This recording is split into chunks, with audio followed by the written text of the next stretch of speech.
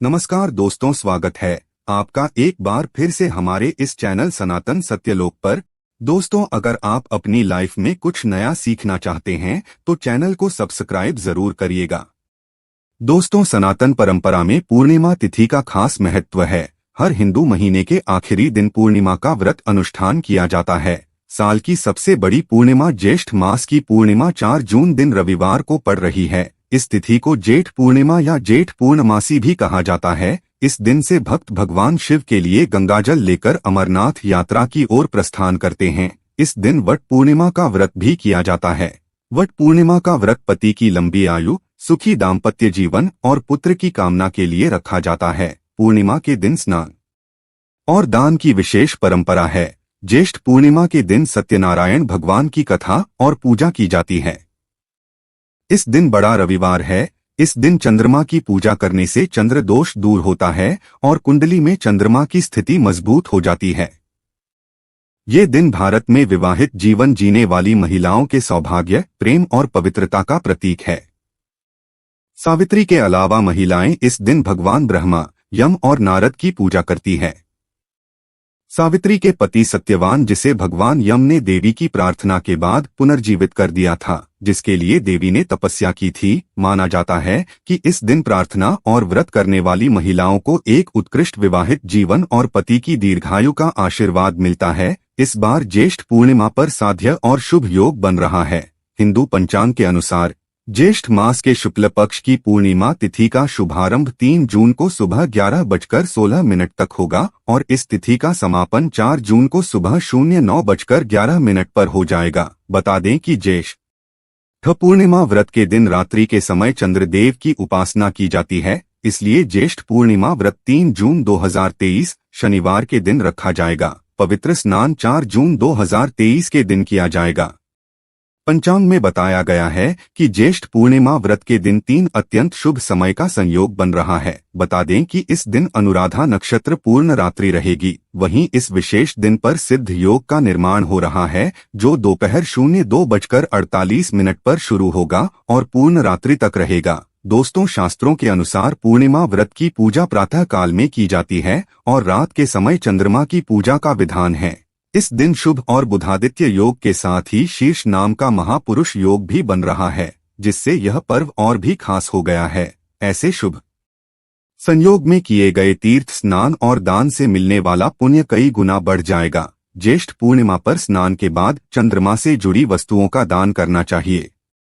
इस दिन आप किसी ब्राह्मण को सफेद वस्त्र, शक्कर, चावल, दही, चांदी, मोती आदि का दान कर सकते हैं। इससे जीवन में सुख समृद्धि आती है। इस दिन विशेष रूप से भगवान शिव और विष्णु जी की पूजा करनी चाहिए। पूर्णिमा के दिन स्नान, ध्यान और पुण्य कर्म करने का महत्व तो है ही, लेकिन साथ ही अविवाहित जातक भी शादी विवाह में आ रही बाधाओं के निवारण के लिए इस दिन विशेष पूजा अर्चना कर सकते हैं।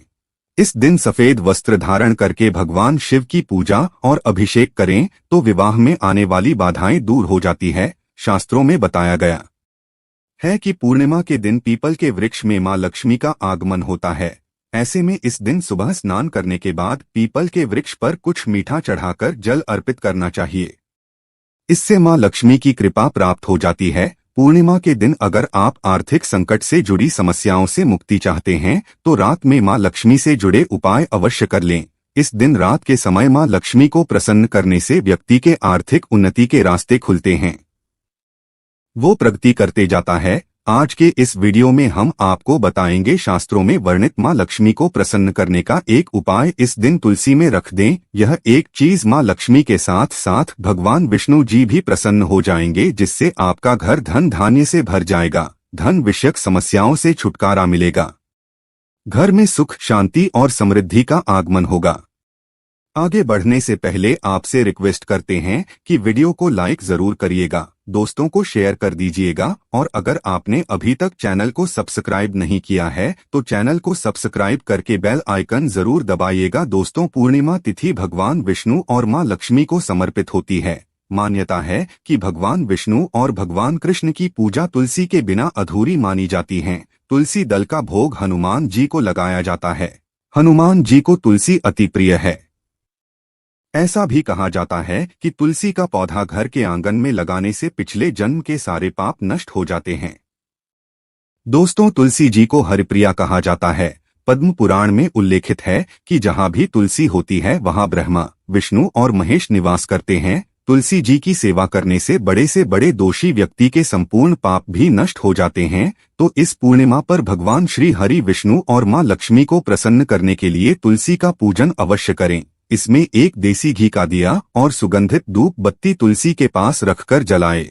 ये खास उपाय करने के लिए आपको चाहिए होगी एक साबुत कौड़ी। दोस्तों, कौड़ी माँ लक्ष्मी को अति प्रिय है। माँ लक्ष्मी समुद्र से प्रकट हुई है और कौड़ी भी समुद्र से ही निकलती है।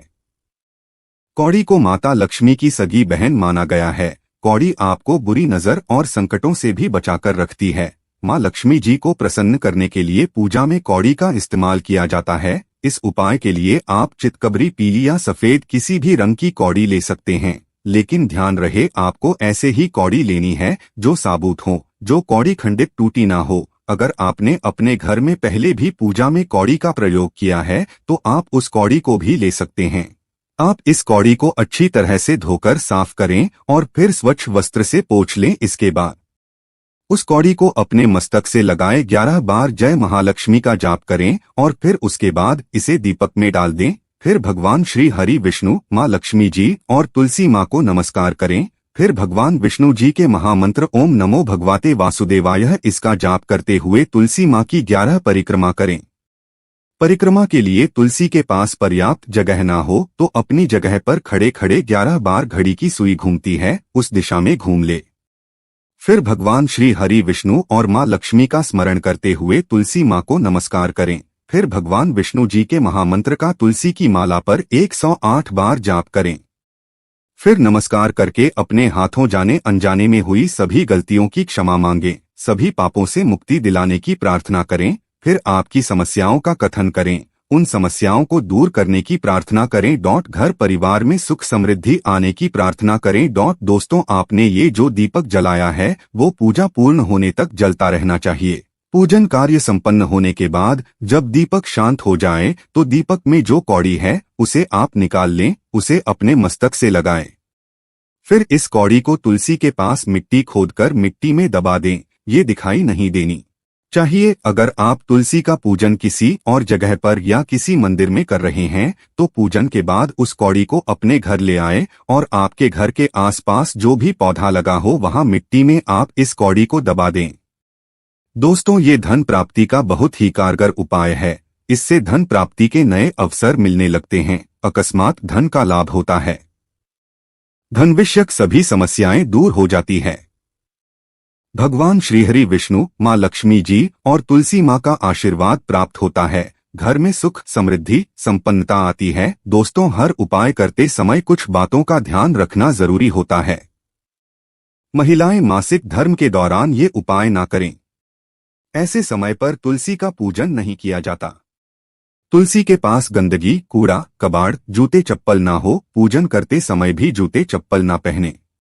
जूते चप्पल तुलसी से दूर उतारे। इस उपाय को आप किसी भी समय कर सकते हैं, लेकिन अगर आप देर शाम या रात्रि के समय इस उपाय को कर रहे हैं तो आप उस समय तुलसी जी का स्पर्श ना करें। उपाय करते समय शुभ रंग के ही वस्त्र पहनें। इस दिन सात्विक रहें, सात्विक अन्न ही ग्रहण करें। क्लेश, कलह, लड़ाई झगड़े से दूर रहें। जहां गंदगी, अस्वच्छता होती है, वाद विवाद होते हैं, वहां मां लक्ष्मी रहना पसंद नहीं करती। मां लक्ष्मी के घर में स्थिरवास के लिए गुरुवार के दिन घर में पोछा ना लगाएं, इससे घर में दरिद्रता आती है। सूर्यास्त के बाद भी घर में झाड़ू ना लगाएं। आज के लिए बस इतना ही दोस्तों। अगर आपको यह वीडियो पसंद आया है तो वीडियो को लाइक करिएगा, दोस्तों को शेयर जरूर करिएगा और चैनल को सब्सक्राइब करके बेल आइकन जरूर दबाइएगा। जय मां लक्ष्मी।